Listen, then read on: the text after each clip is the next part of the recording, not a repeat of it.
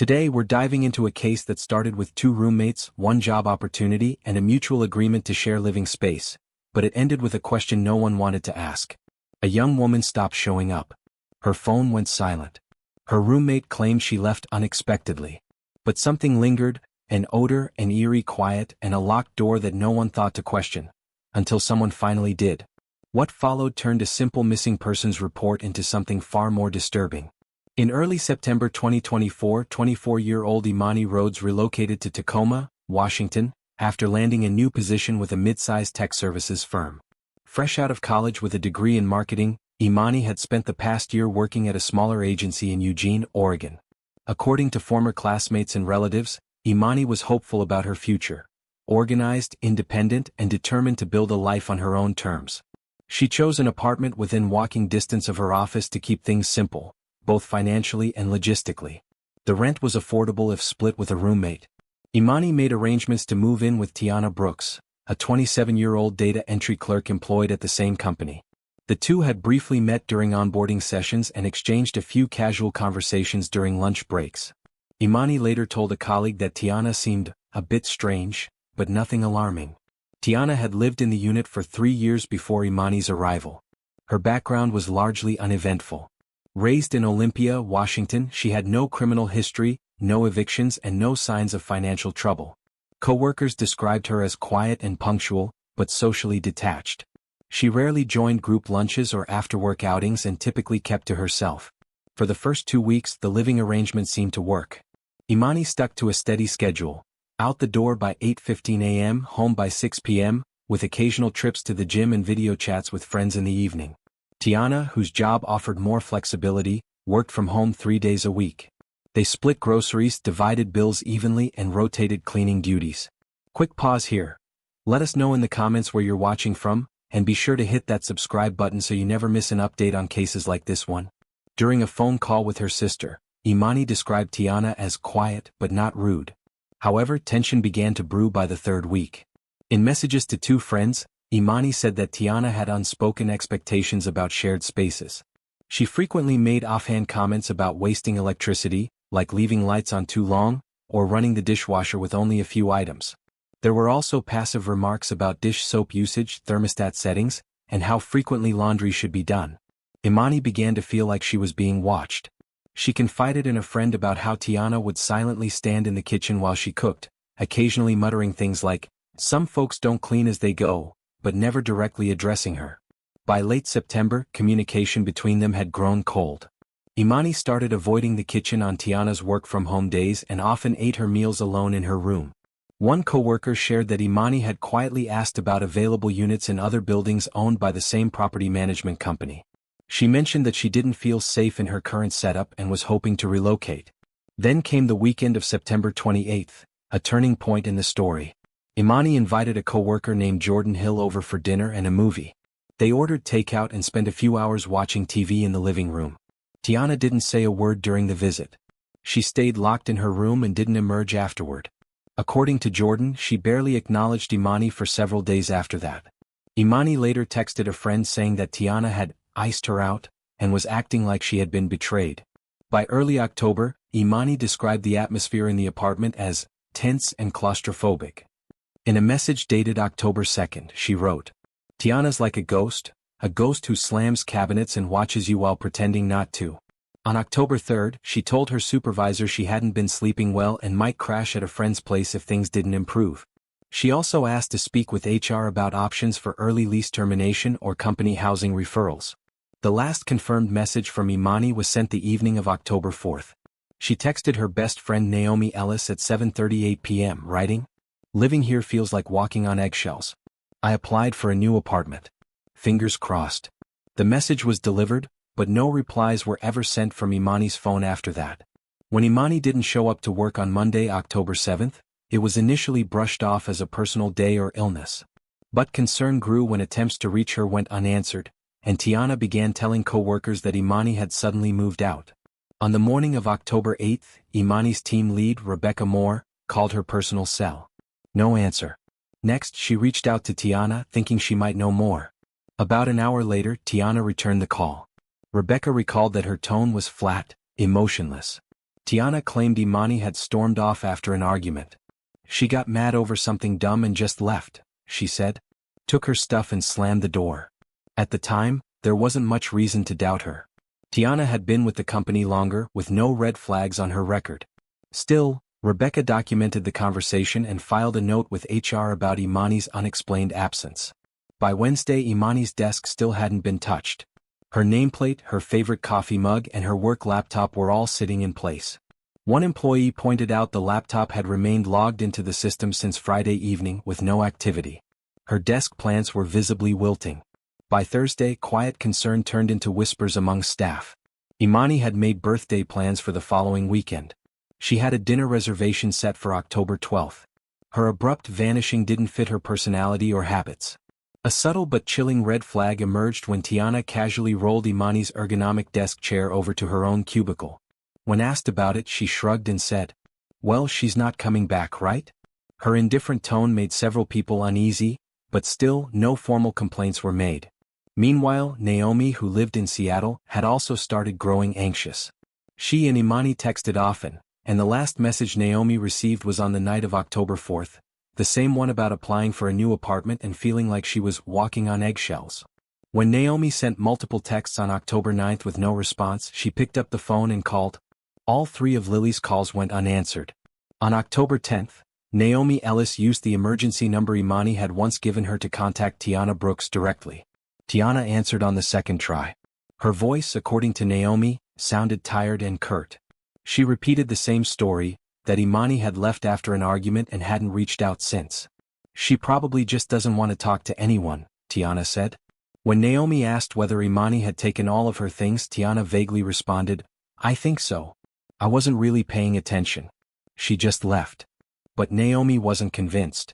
Imani had indeed planned to move, but she would never have done it without telling anyone, especially not without her car, which was still parked outside the building. Imani was responsible.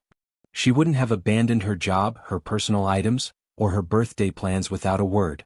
Meanwhile, coworkers started recalling strange stories Imani had shared in the weeks leading up to her disappearance. One colleague remembered her saying that Tiana had stood outside her bedroom late at night, whispering to herself. Another recalled Imani mentioning that Tiana once unplugged the Wi-Fi router at 2 a.m., claiming Imani was using it too much. At the time, those behaviors seemed odd but not threatening. In hindsight, they felt deeply unsettling. On October 11th, Naomi tried again to reach Imani by phone and social media. Still nothing. Her Instagram showed no updates. Her LinkedIn had been inactive for days. By now, it had been a full week with no contact. No texts, no calls, no sightings. Then came October 12th, the night Imani had reserved for her birthday dinner.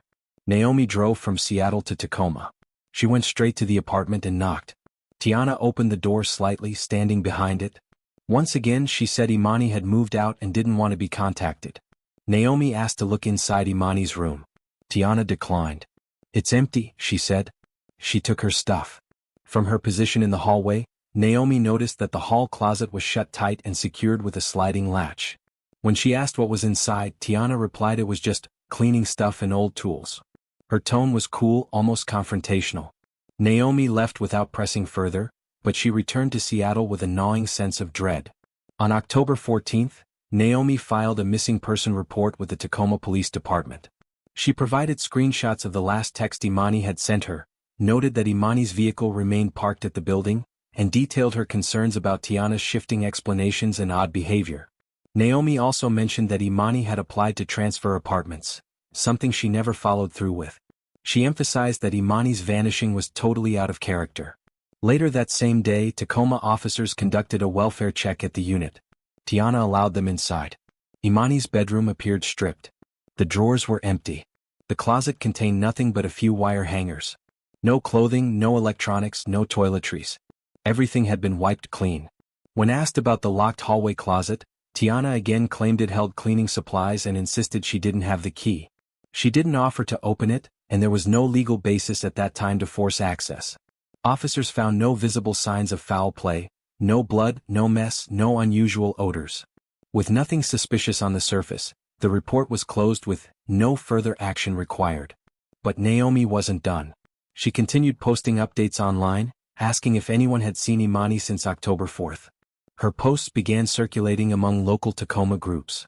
In the comments, one neighbor replied, "That apartment smells weird lately, like metal and bleach." Another said, "I figured it was dead rats or something." Those posts would later prove critical.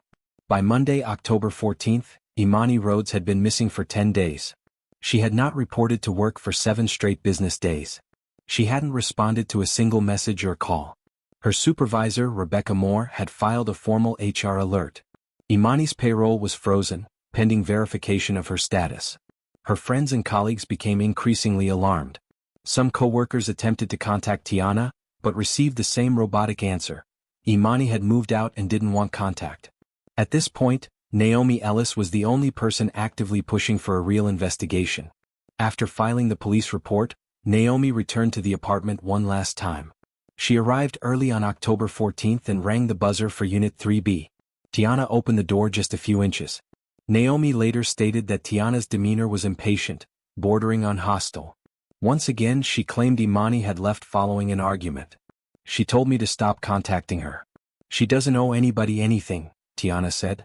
When Naomi asked to see the room again, Tiana refused, saying it had already been cleared out. She also insisted that Imani had probably blocked everyone, including Naomi. She gave no explanation for Imani's car still being parked in the same spot on South Grant Avenue. Naomi had personally checked the license plate. It hadn't moved. Even more disturbing, Imani's gym bag, which she always brought to work, was nowhere to be found, neither in the vehicle nor in the apartment. Later that afternoon, Naomi contacted the building manager. She asked if Tiana had officially informed them of Imani's move. The landlord confirmed that Tiana had claimed Imani broke the lease mid-cycle and left suddenly. Tiana had even offered to pay the full rent until a new roommate could be found. "Don't bother trying to reach her," she allegedly told the property manager. "She blocked everybody. She doesn't want to talk." Despite Naomi's detailed report, police were still evaluating whether Imani's case met the criteria for an active missing persons investigation. After all, Imani was an adult. There was no evidence of abduction, no credit card activity flagged as suspicious, and no surveillance footage had been requested yet. On the evening of October 14th, detectives made a preliminary visit to the apartment with a patrol officer. Tiana let them in. Once again, the place looked spotless. No signs of violence, no evidence of a struggle. Imani's bedroom was still barren. No mattress cover, no clothes, no personal belongings. Just empty hangers, a bare dresser, and silence. Tiana stated again that Imani had taken all of her things. The officers noted that while Tiana seemed defensive, she remained cooperative. Then, on the morning of October 17th, a resident from the second floor contacted the property manager to report a disturbing smell. They described it as sharp, chemical, and unnatural, so strong that it stings your nose. They admitted they had noticed it for a few days, but it had worsened significantly. The complaint was forwarded to the building's maintenance supervisor, who scheduled an urgent inspection. By mid-afternoon, the landlord, who had also received similar reports from 2 other tenants, arrived in person with the supervisor to investigate Unit 3B. The odor, according to both men's later statements, was already noticeable from the hallway. It grew stronger at the threshold of the apartment and was most intense near the hallway closet just off the living room. Tiana Brooks answered the door after several loud knocks. She appeared unkempt, her clothes wrinkled, her eyes hollow and sunken. She spoke slowly as if groggy or half asleep and didn't offer a greeting. When asked about the smell, she claimed she had recently cleaned out the garbage disposal and poured heavy-duty drain cleaner down the kitchen sink. She suggested it could be the plumbing. The landlord immediately disagreed. He pointed out that the odor wasn't coming from the kitchen, it was strongest by the hallway closet. He asked Tiana to open it. She claimed she had lost the key. When asked when she last opened it, she mumbled that it had been weeks. "It's just storage," she said. Now growing suspicious, the landlord instructed the building's maintenance supervisor to force it open. Using a flathead screwdriver and a small pry bar, it took less than a minute to release the latch. The closet door creaked open, revealing a narrow, shallow storage space. Inside were just 3 visible items: an upright used mop leaning against the wall, a large black hardshell suitcase laid flat on the floor, and a plastic storage tub labeled storage in faded marker. The tub was empty, but the suitcase had a faint dark stain around the zipper, and an overwhelming chemical odor wafted from it. The landlord stepped forward and slowly unzipped the suitcase. Inside was a tightly rolled blue tarp, sealed with duct tape. The smell intensified immediately. When the tarp was partially unwrapped, it revealed human remains in an advanced stage of decomposition. A driver's license was found in a side pocket of the suitcase. Imani Rhodes. The maintenance worker immediately left the unit and called 911. The landlord closed the closet and stepped back. Tacoma police officers arrived on the scene within 8 minutes. Tiana remained on the living room couch, silent. When asked if she understood what had been found, she simply said, "I didn't think you'd open it." She was arrested without incident. The apartment was immediately secured as a crime scene, and forensic teams began processing the unit that afternoon. The suitcase and its contents were removed and examined at a controlled facility. The remains were confirmed to be Imani's through fingerprint and dental analysis. The medical examiner reported signs of blunt force trauma to the head, along with defensive wounds on her arms. Time of death was estimated between 8:30 and 10 p.m. on October 4th, aligning with Imani's last known message. Initial forensic analysis suggested that the hallway closet had been sealed shortly after, likely by October 5th. Inside the closet, investigators found air fresheners taped to the corners, and bleach residue scrubbed into the baseboards. Chemical traces of drain cleaner and ammonia-based solvents were also detected. The nearby mop, still damp, tested positive for trace amounts of blood. Elsewhere in the apartment, the bathroom, kitchen, and Tiana's bedroom appeared clean but sparsely furnished. Her room contained a laptop, stacks of unopened mail, a few notebooks, and numerous delivery packages. In the bottom drawer of her dresser, detectives found a journal, which would later be submitted as evidence. Several entries from late September through early October revealed growing resentment toward Imani. Notes included complaints like, "She eats late. She's loud. She doesn't respect boundaries."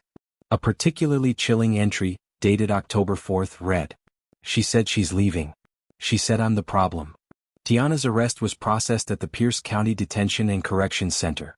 She was charged with second-degree murder and improper disposal of human remains. Bail was denied. In the hours following her arrest, coworkers and friends of Imani were notified. The next morning, Tacoma PD released a public statement confirming that the missing person investigation had been reclassified as a homicide case. Tiana Brooks had been taken into custody the night of October 17, 2024, after Imani's body was discovered inside their shared apartment. She didn't resist. According to officers who transported her to the jail, she remained calm throughout processing. She did not ask questions. Her interrogation began shortly after 10 p.m. Tiana waived her Miranda rights in writing and did not request a lawyer. Detectives described her as emotionless, flat-voiced, and occasionally evasive. She didn't cry. When asked if she understood the charges, she nodded. Her first question was, "Did you find everything?" When investigators asked her to explain, she replied that Imani had left things messy, and said she was just trying to clean up. Eventually, Tiana admitted they had gotten into a fight on the night of October 4th. According to her version, the conflict started when Imani told her she had applied to transfer apartments and would be moving out soon. Tiana said she felt betrayed. "She didn't appreciate me. She acted like I didn't matter." She claimed she just snapped. Tiana did not provide details of the actual killing. There was no indication that a weapon had been used, and none was found in the apartment. The medical examiner later confirmed that Imani had died from repeated blunt force trauma to the skull, resulting in multiple fractures. Injuries to her forearms indicated she had tried to defend herself. Her estimated time of death, between 8:30 and 10 p.m. on October 4th, matched the timestamp of her final text.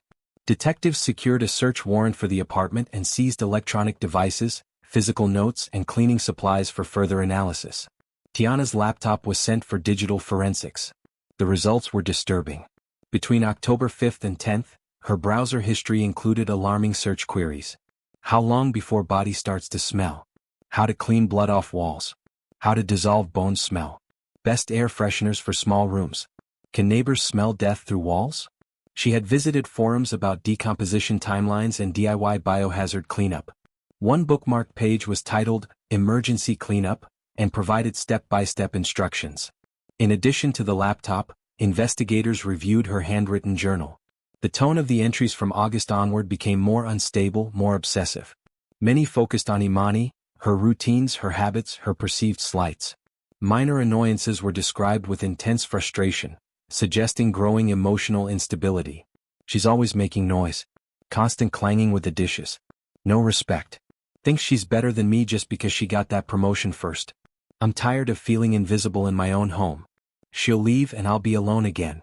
That journal entry was dated October 3rd. The next line read, "One more day of this and I'll lose it." During follow-up interrogation, Tiana Brooks was asked why she kept Imani Rhodes' body in the apartment for nearly 2 weeks. Her response was simple. "I didn't know what else to do."